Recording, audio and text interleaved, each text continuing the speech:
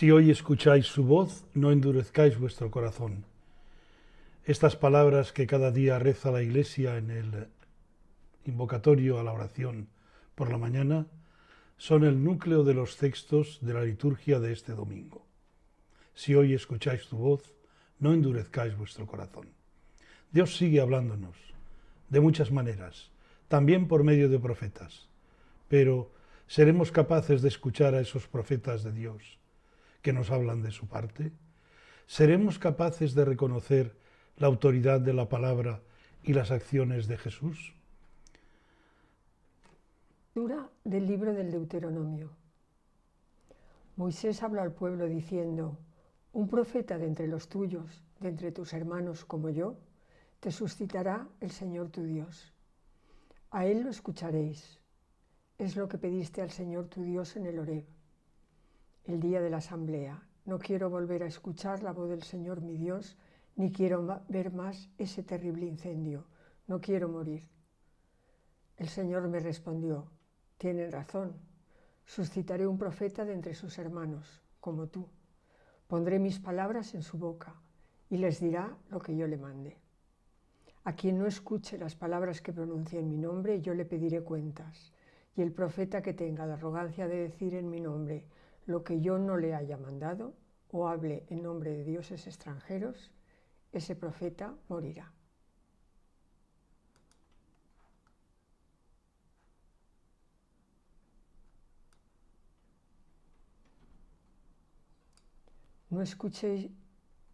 Ojalá escuchéis hoy la voz del Señor, no endurezcáis vuestro corazón.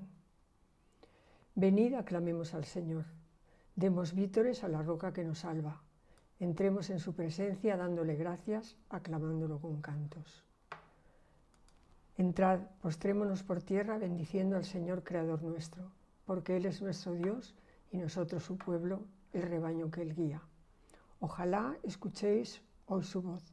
No endurezcáis su corazón como en Meribá, como el día de Masá en el desierto, cuando vuestros padres me pusieron a prueba y me tentaron aunque habían visto mis obras. Ojalá escuchéis la voz del Señor y no endurezcáis el corazón.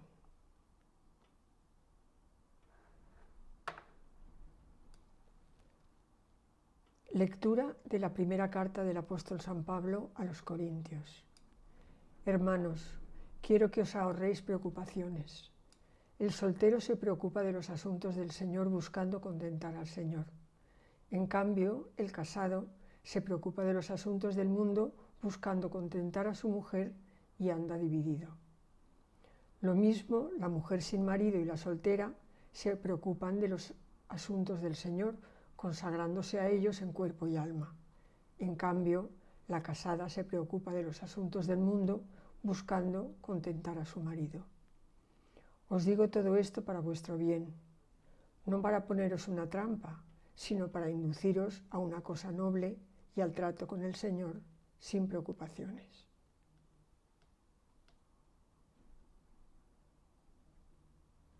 Lectura del Santo Evangelio según San Marcos. En aquel tiempo Jesús y sus discípulos entraron en Cafarnaúm, y cuando el sábado siguiente fueron a la sinagoga a enseñar, se quedaron asombrados de su doctrina, porque no enseñaba como los escribas, sino con autoridad. Estaba precisamente en la sinagoga un hombre que tenía un espíritu inmundo, y se puso a gritar: ¿qué quieres de nosotros, Jesús Nazareno? ¿Has venido a acabar con nosotros? Sé quién eres, el Santo de Dios. Jesús lo increpó: cállate y sal de él. El espíritu inmundo lo retorció y dando un grito muy fuerte salió. Todos se preguntaron estupefactos: ¿qué es esto? Este enseñar con autoridad es nuevo. Hasta los espíritus inmundos les manda y le obedecen. Su fama se extendió enseguida por todas partes, alcanzando la comarca entera de Galilea. La primera lectura es del libro del Deuteronomio. Leer el libro del Deuteronomio es imaginarnos al pueblo de Israel reunido en la frontera de Canaán, enfrente de Jericó, deseosos de escuchar al viejo líder Moisés, que desde el monte Nebo contempla la tierra prometida. La mayoría de los que le escuchaban en ese momento a Moisés habían nacido o crecido en el desierto, esos 40 famosos años, un número simbólico. Moisés sabe que no entrará en la tierra prometida a causa de un pecado de desobediencia que nos cuenta el libro de los Números, en el capítulo 20, versículo 12. Sin embargo, lleno de espíritu del Señor, proclama 3 grandes discursos, y Moisés le recuerda al pueblo de Israel la alianza y la fidelidad a la misma. El libro del Deuteronomio forma una unidad literaria teológica singular e inaugura lo que llamamos la teología deuteronomista, que recorre todo el Antiguo Testamento, es decir, que hace una revisión de todo el Antiguo Testamento en clave del Deuteronomio, y vehicula seguramente una teología de inspiración profética, que habría dado como fruto una reforma famosa en tiempos del rey Josías, en el siglo VII antes de Jesucristo. Y el libro del Deuteronomio sirvió como apoyo a los israelitas piadosos que, trasladados a Judá después del 721, la caída de Samaria, traerían sus mejores tradiciones religiosas. Estos habrían de influir en algún círculo profético que ponía su mente y su corazón en una vida más concorde con la alianza que Dios hizo con Moisés en beneficio del pueblo. Aunque ahora ciertas cosas nos parezcan tradicionales, en aquel entonces eran verdaderamente renovadoras frente a los círculos del poder religioso, social y político, el establishment de Jerusalén. Después que Moisés, considerado aquí como el primero de los profetas, Dios enviará a otros profetas, portavoces de sus palabras, pero susceptibles también de desobedecerle. La predicación cristiana primitiva ven explícitamente en Jesús al profeta anunciado por el Deuteronomio. En este texto concreto se nos habla de la comunicación directa con Dios y de la transmisión de su palabra. En él se presenta a Moisés como mediador, pero anuncia un profeta definitivo que llevará a plenitud esa comunicación con Dios. Israel siempre suspiró por ese profeta definitivo, escatológico, pero no supo verlo en el momento adecuado. Es un texto que debe contemplarse como la gran alternativa a magos, adivinos, vaticinadores que pululaban por Israel en esos momentos. Su sintonía con Dios radica en saber escuchar sus palabras en lo más profundo de su ser y de rastrear su impronta en la historia de los hombres. Esa es la gran tarea de los profetas de ayer, de hoy y de siempre. Es verdad que ha habido profetas verdaderos y profetas falsos, pero el pueblo ha sabido distinguir perfectamente entre unos y otros. Dios nos sigue hablando por medio de los profetas de nuestro tiempo, que nos marcan las sendas y los mejores caminos para vivir nuestra vida cristiana. Esta es la primera gran lección de este texto del Deuteronomio. La carta a los Corintios cambia de tercio. Es un texto que continúa con el tema de las preocupaciones de este mundo, como el domingo pasado. Le han preguntado a Pablo algunas cosas desde la comunidad de Corinto, de la que, como dijimos, él estaba bien informado, porque tenía buenos informadores, y le han preguntado y debe responder sobre ciertos interrogantes. ¿Qué sentido tiene la virginidad?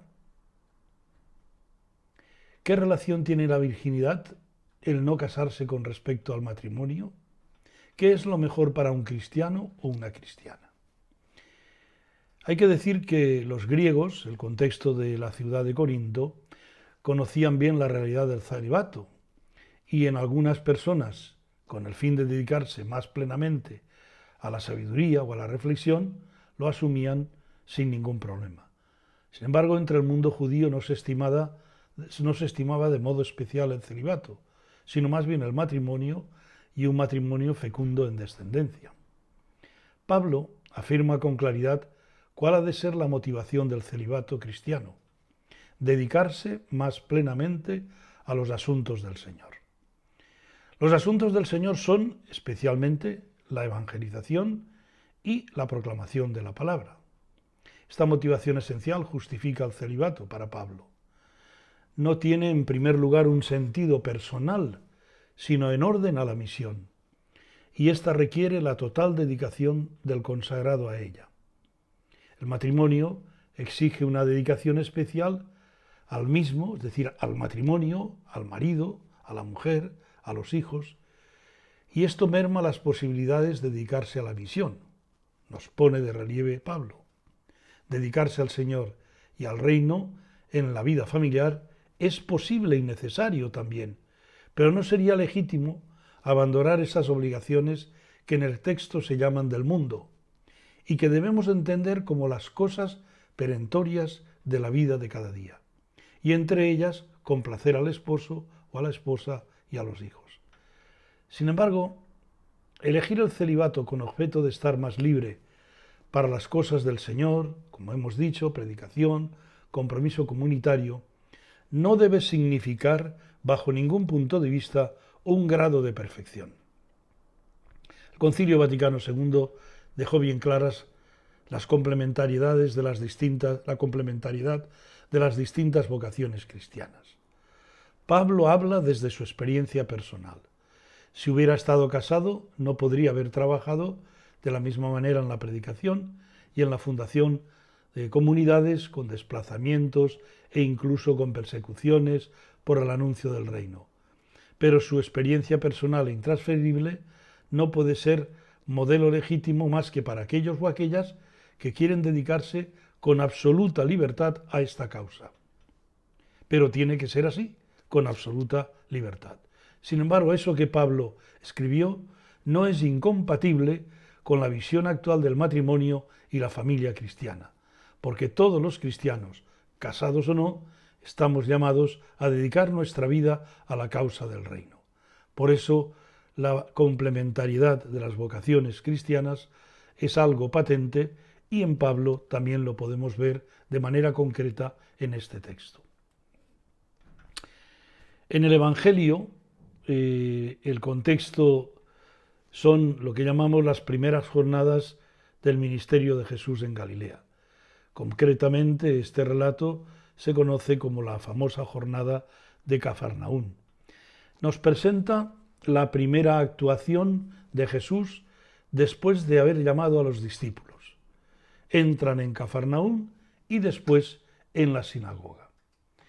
El marco es la sinagoga y los presentes son todos los fieles de Cafarnaún que acuden a vivir el encuentro con Dios en el Shabbat, en el sábado. El pueblo espontáneamente establece una comparación entre Jesús y los rabinos. La enseñanza de los rabinos se centraba principalmente en los aspectos jurídicos y normativos. Eran repetidores y transmisores de una tradición. La creatividad estaba bastante mermada. Pero Jesús enseña de una manera singular y sorprendente, que alcanza al corazón del hombre de manera plena. Es verdad que el texto no nos dice lo que Jesús hablaba, el contenido de su predicación concreta, porque el objetivo de este Evangelio, en este caso, es poner de manifiesto la fuerza liberadora y salvadora de su palabra, en aquel personaje misterioso que se siente provocado por la explicación que Jesús hace de la Escritura. La gente reconoce autoridad, exusía, poder, y por eso quedan asombrados. Luego viene la escena del hombre que tenía un espíritu inmundo, neumati akazartó. Es complicado interpretarlo y traducirlo, vamos a ver. Los personajes de la escena son Jesús, la gente y este hombre que es un espíritu inmundo, malo, endemoniado, es decir, los sencillos y los oprimidos. Los sencillos porque están a la expectativa de ver qué va a suceder y los oprimidos cuyo paradigma es este hombre. No tendría sentido que tratemos de identificar la patología de este enfermo. Se han escrito muchísimas páginas, porque la patología, además de psicológica, viene a ser espiritual, teológica, y por lo mismo no menos humana. En resumidas cuentas, que se oponía a Jesús. Y justamente, hombre espíritu inmundo, este hombre se puso a gritar: ¿qué quieres de nosotros, Jesús Nazareno? ¿Has venido a acabar con nosotros? Sé quién eres, el Santo de Dios.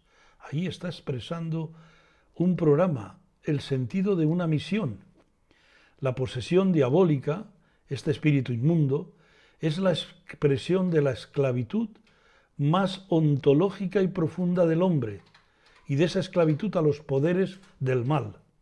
Al realizar el signo, o el milagro, Jesús ha manifestado poseer una autoridad del todo especial. No solo tiene autoridad única y singular de su palabra, sino también se manifiesta el señorío sobre los poderes del mal que atenazan al hombre. Y esta comprobación suscita en los asistentes, en este caso, la admiración y el asombro. ¿Qué es esto? La autoridad de Jesús es eficaz, tanto en palabras como en obras. Al principio y al final del relato, el coro de la gente se hace testigo de algo nuevo e inaudito que ha llegado con ese niño que nació hace unas semanas y que ahora ya es un hombre hecho y derecho. El exorcismo, como centro del relato, es la excusa histórica para que la gente respire con la llegada de este profeta a la sinagoga. Su fama se extendió por todas partes, alcanzando la comarca entera de Galilea. Marcos propone una imagen de Jesús, diáfana y transparente, apoyada en la realidad de esa figura de Jesús actuando sobre los poderes del mal. Me apasiona la lectura de la Biblia y cómo el hombre va comprendiendo a Dios, va madurando en su relación. Moisés pide a Dios un interlocutor. El pueblo se ha asustado con las manifestaciones del poder de Dios en el Sinaí. No nos hables así, que nos hable un hombre y nos vaya diciendo lo que quieres de nosotros. Y Dios acepta. Pablo hoy habla de la relación de Dios y la mujer, entre otras cosas. La mujer sin marido, dice, la soltera, se preocupa por los asuntos del Señor, consagrándose a ellos en cuerpo y alma. Diaconía, sacerdocio. El Evangelio relata que Jesús y los discípulos han entrado en Cafarnaúm y como una familia, el sábado van juntos a la sinagoga. Están acostumbrados a oír a los rabinos, su rutina, la ley y los profetas. Y de repente el grito de un hombre que se incomoda, que se ve afectado. Y Jesús, que conoce su sufrimiento, actúa. Cállate y sal de él. Jesús viene directamente a liberar, a desencadenar, a echar fuera a los demonios. Hoy también es así. Hoy también hay demonios en nosotros y en otros. Y una palabra, un silencio, una oración, una acción pueden dar la vuelta a una situación endemoniada. Hoy celebramos también San Juan Bosco, un profeta para el mundo, un hombre que supo ver la marginación de los niños y crear una gran obra donde acoger, acompañar, enseñar, un camino para crecer y madurar amándoles como él se sentía amado por Dios. Queremos felicitar a toda la familia salesiana en la que tenemos muchos amigos.